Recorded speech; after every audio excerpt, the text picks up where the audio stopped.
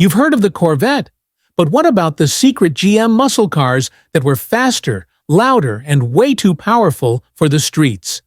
GM built 6 of them, then made them disappear. Were they too dangerous, too expensive, or just too good? Let's dig into the story GM hoped you'd never find out. Number 6, 1969, Chevrolet Camaro, ZL, one buckle up. You're about to meet the 1969 Chevrolet Camaro, ZL1, the most outrageous, expensive, and barely legal muscle car GM ever built. With a secret all-aluminum racing engine and a price tag that made people gasp in '69, the ZL1 was a factory freak that turned the Camaro into a street-legal dragster. The ZL1 Camaro wasn't made for cruising. It wasn't made for comfort. It wasn't even really made for normal people. It was built for one thing: domination at the drag strip. Just 69 units were made, making it one of the rarest production Camaros ever, and certainly the most insane. Feature detail in an engine, 427 cubic inches, 7.0 liters. ZEED L1V8, aluminum block, horsepower, factory. 430 horsepower at 5,200 RPM, underrated. Real horsepower, estimated 500 to 550 horsepower. Torque, approximately 450 to 470 pound-feet transmission. Muncie M22 Rock Crusher, 4-speed manual. Rear, axle, 12-bolt, usually with 4.10 gears. Curb weight, 3,300 pounds, lighter than most due to alloy block. 0 to 60 miles per hour, 4.0 to 4.5 seconds quarter mile, 11.6 to 12.1 seconds at 116 plus miles per hour on slicks. Base price, $1969, approximately $7,200, more than a Corvette. Production, total 69 cars. The ZL1 was based on the legendary L88 Corvette 427, but the ZL1 block was made entirely from aluminum. It weighed about 100 pounds less than an iron block and was filled with racing-grade internals, forged pistons and rods, solid lifter camshaft, giant 850 CFM Holley 4-barrel aluminum heads, intake, and block 12.0 to 1 compression ratio, race-bred from Can-Am and NHRA Tech. It was essentially a factory race engine that got slipped into a street car. GM rated it at 430 horsepower to keep insurance companies calm, but actual output was closer to 550 horsepower, making it one of the most powerful engines ever stuffed into a muscle car. The ZL1 Camaro wasn't even a regular order option. It came from COPO, the Central Office Production Order, a secret system dealerships used to get around GM restrictions. Fred Gibbs Chevrolet in Illinois ordered 50 ZEED L1 Camaros under COPO 9560 to sell to NHRA drag racers. Chevrolet didn't want to advertise it, but it was technically legal, and that opened the door for the other 19 units that would follow, bringing the total to 69. It was built to compete in NHRA Superstock drag racing. The idea? Offer customers a ready-to-race car off the showroom floor. On paper, the ZL1 looked like a Camaro SS with a cowl hood. But on the road or track, it was a different beast. Could run low 11 seconds in the quarter mile with slicks. Could beat Hemes, Boss 429s, even some big block Vetas. Despite no AC or radio, it was shockingly civil at idle, until you floored it. The ZL1's top end was nearly unlimited.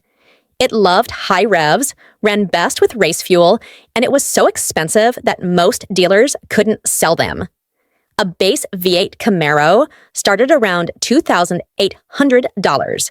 The ZL1 rang up at more than $7,200, about 2.5x the cost of a regular Camaro, and more than a Corvette. As a result, many dealers couldn't move them. Some ZL1s sat unsold for months, and a few were eventually converted to iron block 427s to make them easier to sell.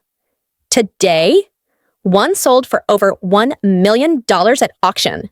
Most ZL1s were ordered stripped down for racing. No power steering, no radio, no ACES. Often had 4.1 gears, or steeper, but a few were optioned more luxuriously, adding weight but making them more livable on the street. Still, no one ever bought a ZL1 for comfort. You bought one to own the drag strip. The downsides: insanely expensive at the time, too powerful for street tires, couldn't hook without slicks, required high-octane fuel, uncomfortable for daily driving, could destroy drivetrain parts if abused. This car was an overbuilt Frankenstein, GM's attempt to break the rules, not follow them.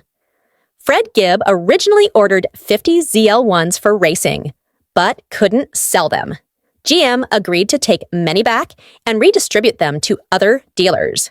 That's why some ZL1s were sold out of places like Yenko Chevrolet, Bergay, and others.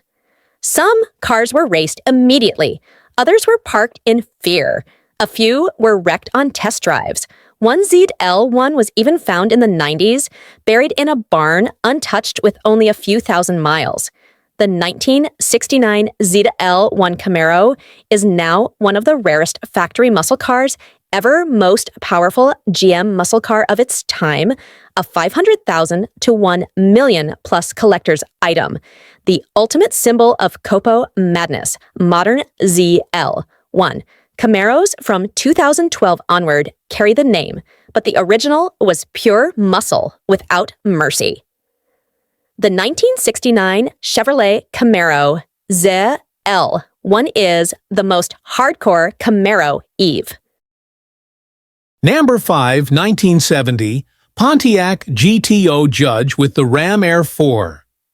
You're about to discover the 1970 Pontiac GTO Judge with the Ram Air 4, one of the most feared, outrageous, and legendary muscle cars to ever hit American streets.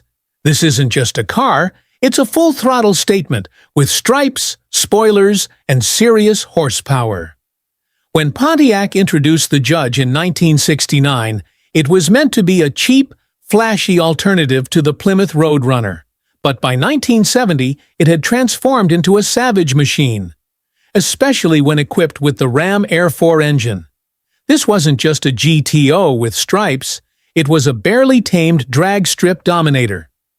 Category specification: engine 400 cubic inches, 6.6 liters, Ram Air 4, V8, horsepower 370 horsepower at 5,500, RPM underrated, torque 445 pound-feet at 580 RPM, 3,900 RPM transmission, 4-speed Muncie M21 or M22, manual rear axle, 3.90 or 4.33 optional ratios, safe T-track, Posai 0 to 60 miles per hour, 5.2 seconds, 1.4 mile, as 13.5 seconds at 105 plus miles per hour.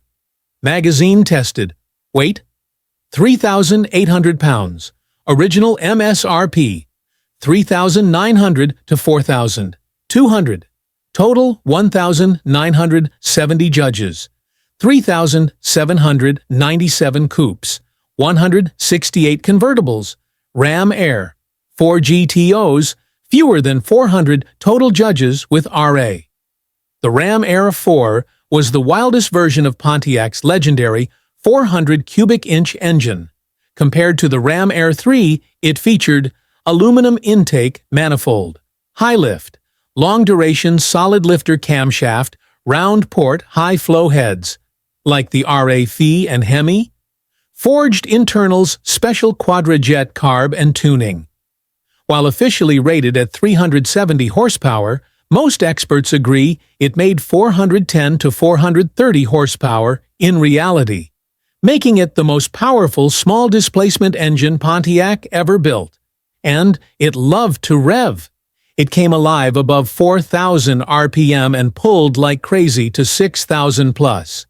If you shifted early, it felt tame. But wind it out, and the RA4 turned into a street-legal race car. With the right gearing and tires, the Ram Air 4 Judge could hold its own against anything. Mopar 446 pack? Bring it. Ford 428 Cobra Jet? No problem. Chevrolet LS6 Chevelle? Closer match than you'd think. A properly driven 4.33 geared RA4 Judge on slicks could hit high 12s in the quarter mile. Remarkable for a full-sized car with factory parts.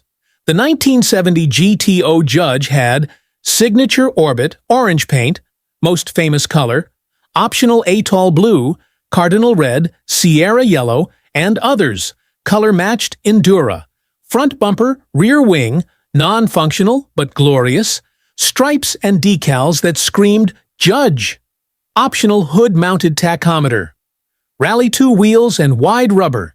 It looked like a rolling explosion, and Pontiac wanted it that way. Downsides: required premium fuel only, high compression, 10.75 to 1. Hot cam meant rough idle and poor low-speed manners. Very expensive option. RA4 added approximately $400 to base GTO. Not ideal for daily driving. Made for aggressive drivers. Most insurance companies hated it. High premiums? It was a car that only made sense if you planned to win races or destroy tires. For commuting or road trips? It was loud, twitchy, and drank fuel like a jet. The 1970 model year was the last full-power GTO before emissions rules and insurance rates crippled muscle cars. The Ram Air 4 engine was hand-assembled and required special tuning knowledge. Many dealers didn't know how to get full performance from it. There were fewer than 400 total Judges built with Ram Air 4, making them incredibly rare and valuable today. Orbit Orange was created specifically for the Judge to make it stand out from other GTOs. Condition: estimated value, driver quality RA4, Judge 150,000 to 200,000. Fully restored coupe RA4, 300,000 to 450,000, plus convertible RA4 ultra rare, 500,000 to 750,000 plus. Because of its low production numbers and ferocious performance, a real Ram Air 4 Judge is one of the most valuable Pontiacs ever made. In 1970, a Ram Air 4 Judge owner in Detroit accepted a challenge from a brand-new Hemi Cuda driver. On Woodward Avenue, they lined up under the streetlights. The Hemi got the jump, but the GTO clawed back hard in second and third, pulling past with tires screaming and tatch-pegged. At the next light, the Cuda driver rolled down his window and said, "What the hell is in that thing?" The Judge just grinned and said, "Order code 348. Look it up. RA4 YEPROS option code 348. The 1970 GTO Judge with Ram Air 4 was Pontiac's most insane street car, a muscle car engineered for redline abuse. Expensive, impractical, and outrageous. Built for one thing: winning. It wasn't a car for everyone. It was a car for those who knew exactly what they wanted and weren't afraid to pay. Number 4. You're about to uncover one of the rarest, wildest, and most misunderstood Corvettes ever built.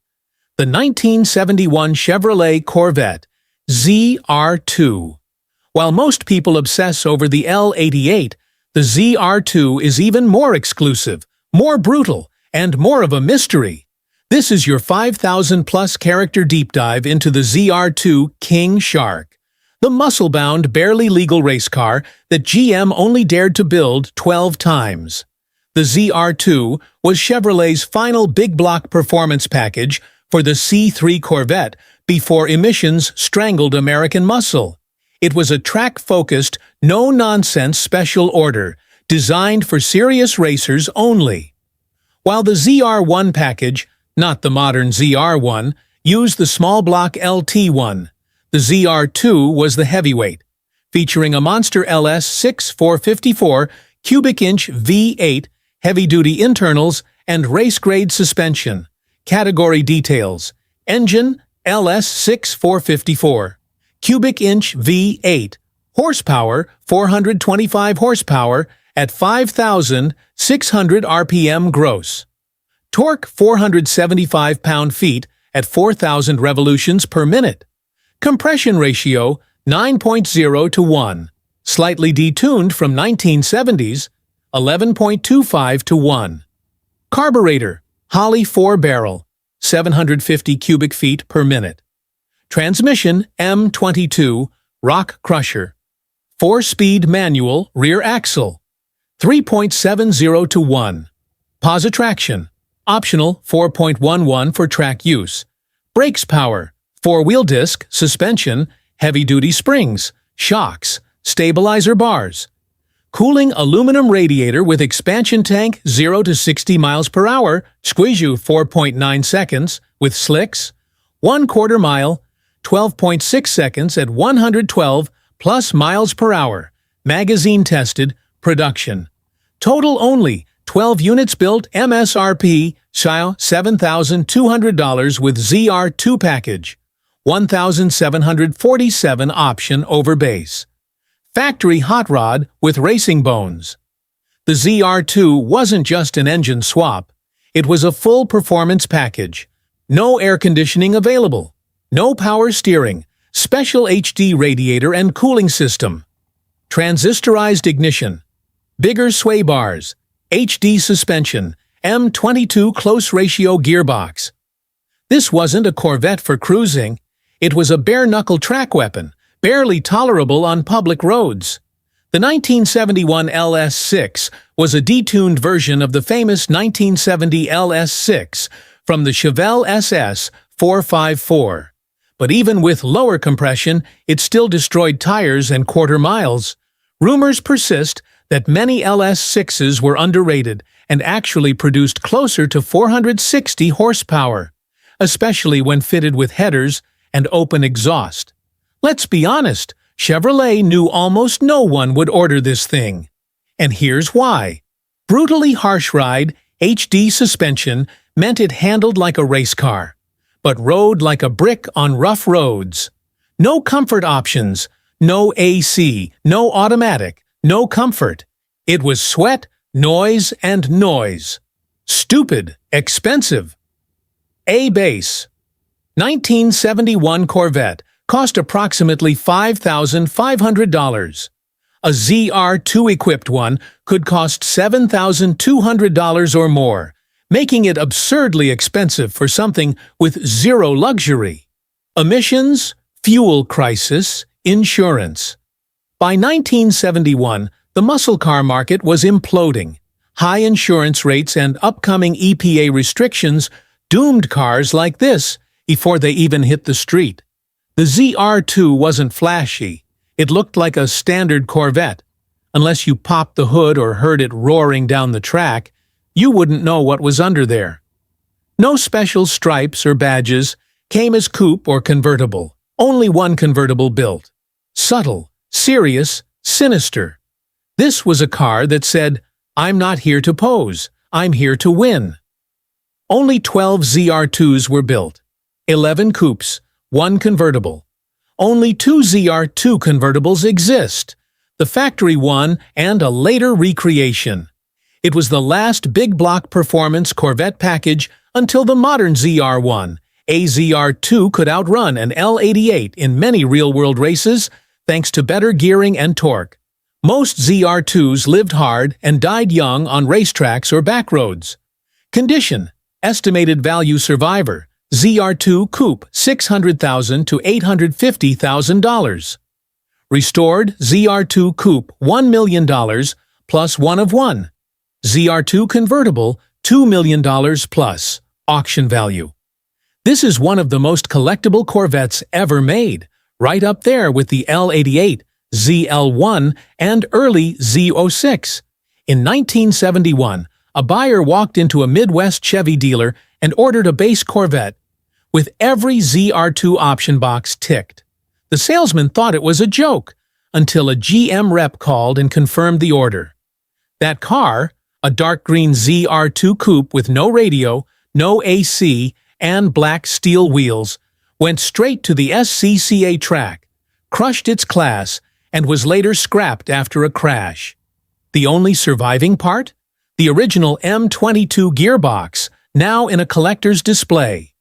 The 1971 Corvette ZR2 was GM's last true big block street warrior built for racer, not posers. Too hot for the early 70s market. So rare, most people don't even know it existed. If the L88 was wild, the ZR2 was Chevrolet's final scream before emissions silenced the muscle era. Number 3. Buckle up. We're diving into the 1987 Buick GNX, a blacked-out turbocharged menace that came out of nowhere to embarrass Ferraris, Corvettes, and Mustangs, all from a brand best known for Sunday sedans and golf carts. This is your 5,000-plus character deep dive into why the Buick GNX was both a muscle car legend and a mechanical miracle, and how it became the ultimate Darth Vader car of the 80s. The GNX was the ultimate evolution of Buick's Grand National, already one of the hottest sleepers of the decade. But GM teamed up with ASC/McLaren, yes, that McLaren, to build just 547 of these beasts in 1987. The result? A wolf in black-on-black corporate sheep's clothing. And one of the fastest cars on sale in America, category specification engine, 3.8-liter, 230, 1 cubic inch turbocharged, 5.6 horsepower, 276 horsepower at 4,400 RPM officially. Torque 360 pound-foot at 480 RPM. 3,000 RPM 0 to 60 miles per hour. 4.6 seconds, car and driver tested. Quarter mile, 12.7 seconds at 113 miles per hour, with slicks. Transmission, 4-speed automatic, THM 200-4R, reworked.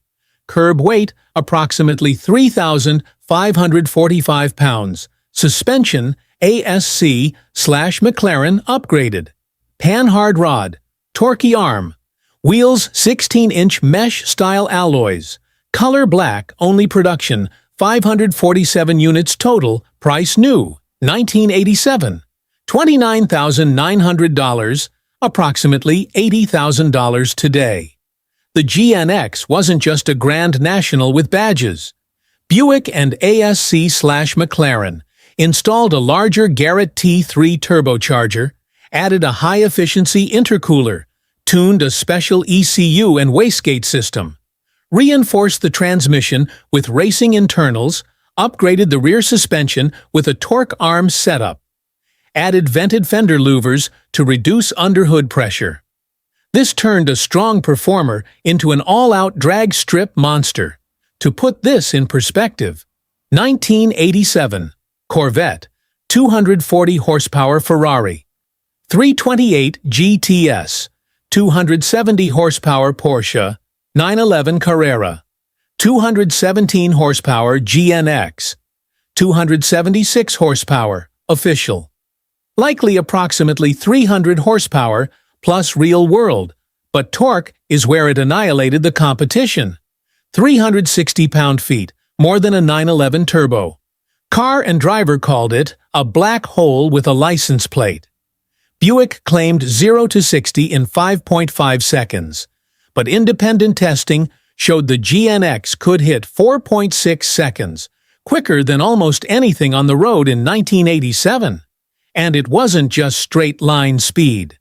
The GNX's suspension upgrades meant it could handle, brake, and launch like no other Buick before or since.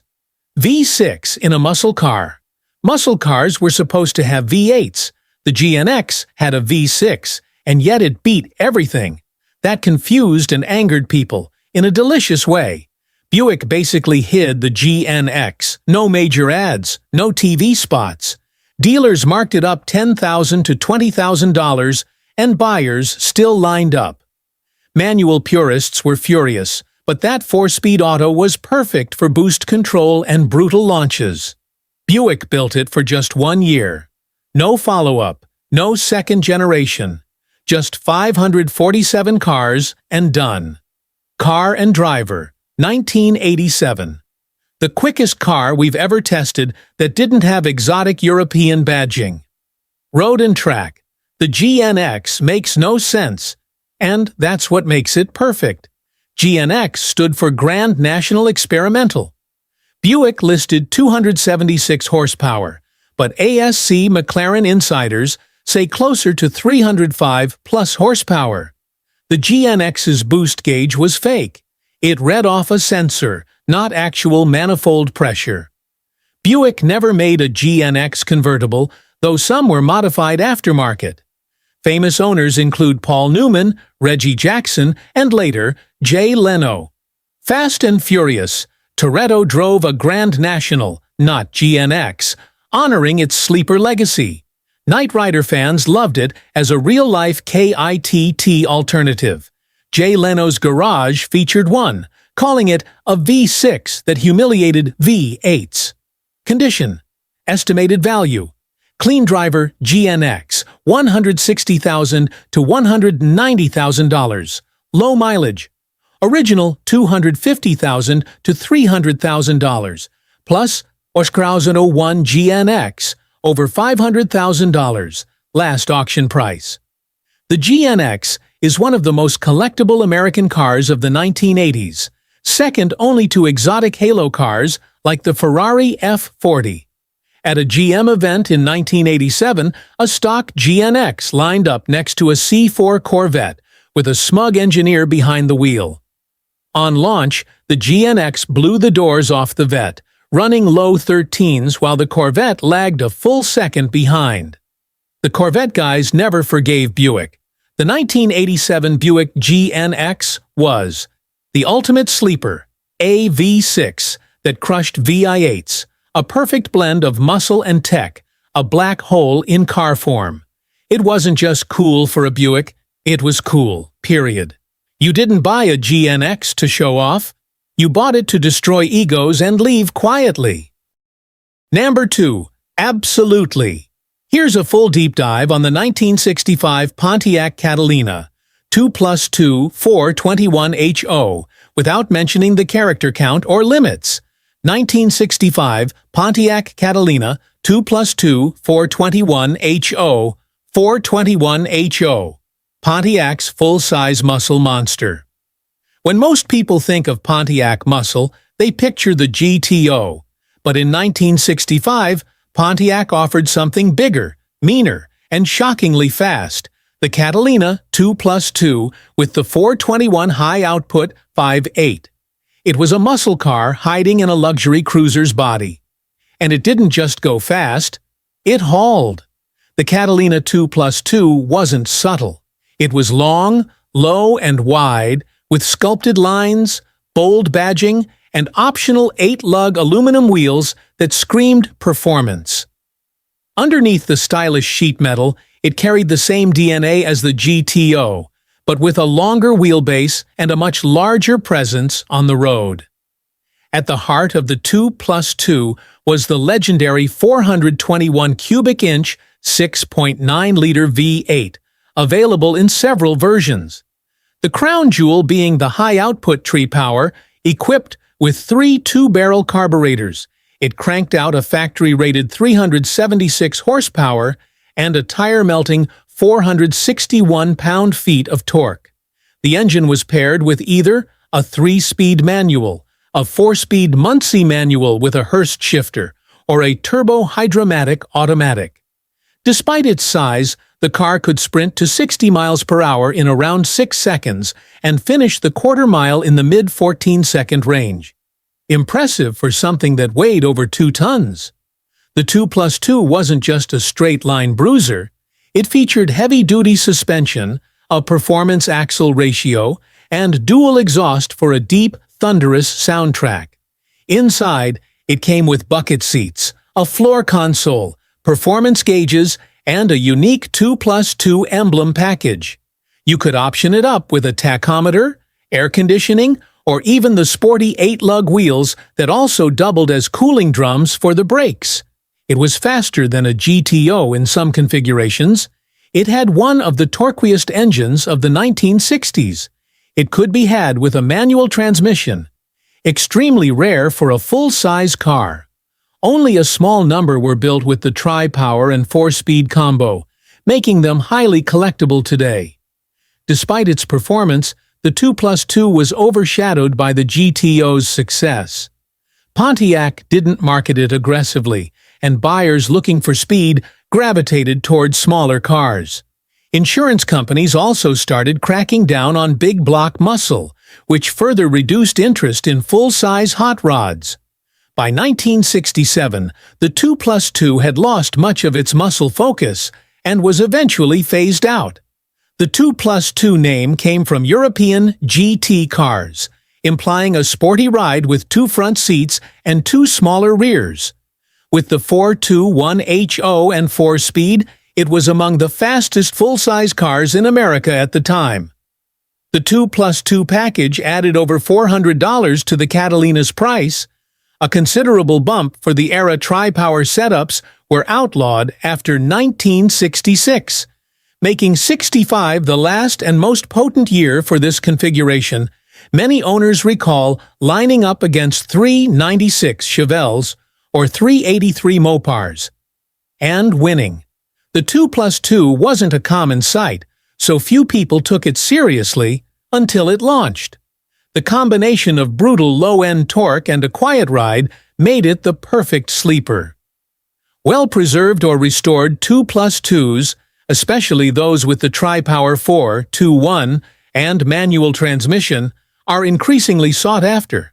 They're rare, stylish, and brutally fast, representing a brief moment when full-size cars could be true muscle machines. Values are climbing, especially for factory-documented, numbers-matching cars with original drivetrain setups. The 1965 Pontiac Catalina 2+2 421HO was a misunderstood masterpiece, a luxury rocket ship with real performance credibility. It blurred the line between family cruiser and street machine, and it did it with Pontiac flair and V8 thunder. Not many muscle cars can comfortably carry 4 people and still torch the quarter mile in under 15 seconds. Fewer still did it with this much style.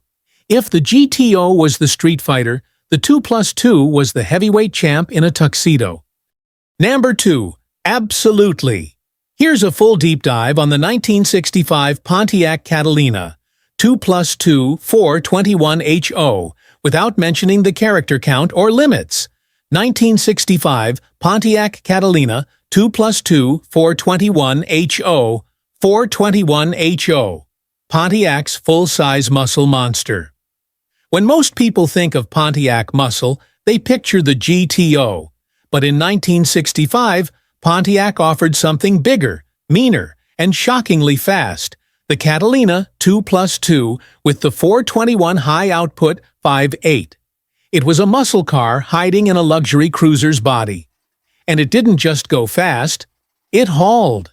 The Catalina 2+2 wasn't subtle. It was long, low, and wide, with sculpted lines, bold badging, and optional 8-lug aluminum wheels that screamed performance. Underneath the stylish sheet metal, it carried the same DNA as the GTO, but with a longer wheelbase and a much larger presence on the road. At the heart of the 2+2 was the legendary 421 cubic inch 6.9-liter V8, available in several versions. The crown jewel being the high-output tri-power, equipped with 3 two-barrel carburetors. It cranked out a factory-rated 376 horsepower and a tire-melting 461 pound-feet of torque. The engine was paired with either a 3-speed manual, a 4-speed Muncie manual with a Hurst shifter, or a turbo-hydromatic automatic. Despite its size, the car could sprint to 60 miles per hour in around 6 seconds and finish the quarter mile in the mid-14-second range. Impressive for something that weighed over 2 tons. The 2+2 wasn't just a straight-line bruiser. It featured heavy-duty suspension, a performance axle ratio, and dual exhaust for a deep, thunderous soundtrack.